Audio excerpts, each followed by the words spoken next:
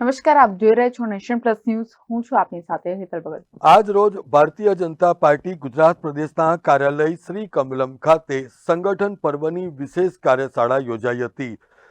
આ કાર્યશાળાના અધ્યક્ષ તરીકે ગુજરાત ભારતીય જનતા પાર્ટીના પ્રદેશ અધ્યક્ષ અને કેન્દ્રીય જળશક્તિ મંત્રી સી.આર. પાટીલ ખાસ ઉપસ્થિત રહ્યા હતા.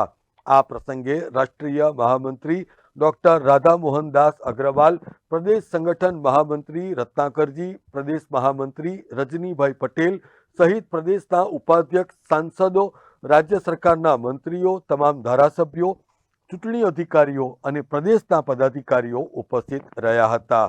અત્રે ઉલ્લેખનીય છે કે હાલમાં ગુજરાત ભારતીય જનતા પાર્ટી દ્વારા સંગઠન પર્વ ચાલી રહ્યું છે, જેના ભાગરૂપે આ કાર્યશાળા ખૂબ જ મહત્વપૂર્ણ પુરવાર થનાર છે.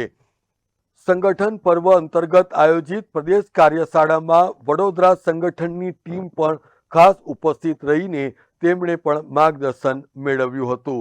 અત્રે ઉલ્લેખનીય છે કે મુખ્ય ચૂંટણી અધિકારી ઉદય કાનગડના જણાવ્યા અનુસાર 512 મંડળમાં ચૂંટણીની પ્રક્રિયા પૂર્ણ થઈ ચૂકી છે. ત્યારે શહેર અને જિલ્લાના પ્રમુખોની ચૂંટણી પ્રક્રિયા ટૂંક સમયમાં શરૂ થશે અને એ માટે આવતીકાલે દિલ્હી ખાતે એક અગત્યની બેઠક મળશે, જેના માર્ગદર્શન હેઠળ આગળની પ્રક્રિયા હાથ ધરાશે.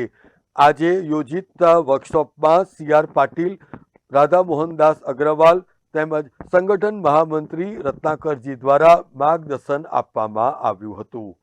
ઉદય કાનગડના જણાવ્યા અનુસાર જિલ્લા પ્રમુખો માટે 60 વર્ષથી વધુની ઉંમર ન હોય એ ભારતીય જનતા પાર્ટી દ્વારા ઠરાવવામાં આવ્યું છે, પરંતુ વધુ સ્પષ્ટ પિક્ચર એ આવતીકાલે દિલ્હી ખાતે યોજાનારી બેઠક બાદ સ્પષ્ટ થશે.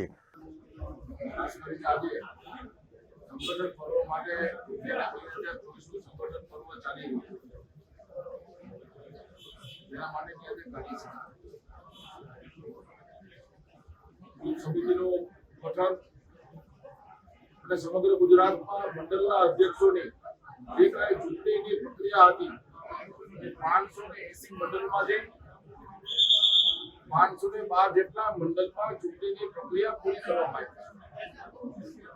આવી. હવે જિલ્લાના જે કાંઈ સંગઠનની દ્રષ્ટિએ જિલ્લાના 41 જિલ્લાના પ્રમુખોને જે કાંઈ ચૂંટણીની પ્રક્રિયા છે એ આવતીકાલે દિલ્હી ખાતે બેઠક મળવાની છે.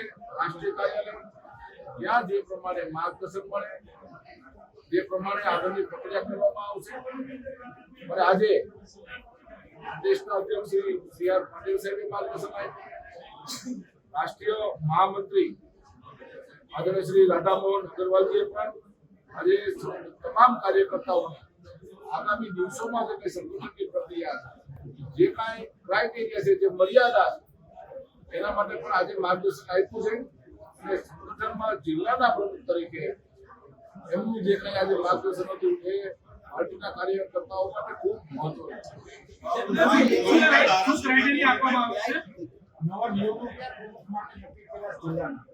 નિયમોમાં ખાસ કરીને 60 વર્ષથી વધુ ઉંમરના ન હોવા જોઈએ એ અત્યારે માર્ગદર્શન મળ્યું છે, પરંતુ આવતીકાલે રાષ્ટ્રીય કાર્યાલય દિલ્હી ખાતે બેઠકમાં જવાના છે, ત્યારે જે કંઈ ત્યાંથી માર્ગદર્શન મળશે તે આગામી દિવસોમાં જણાવવામાં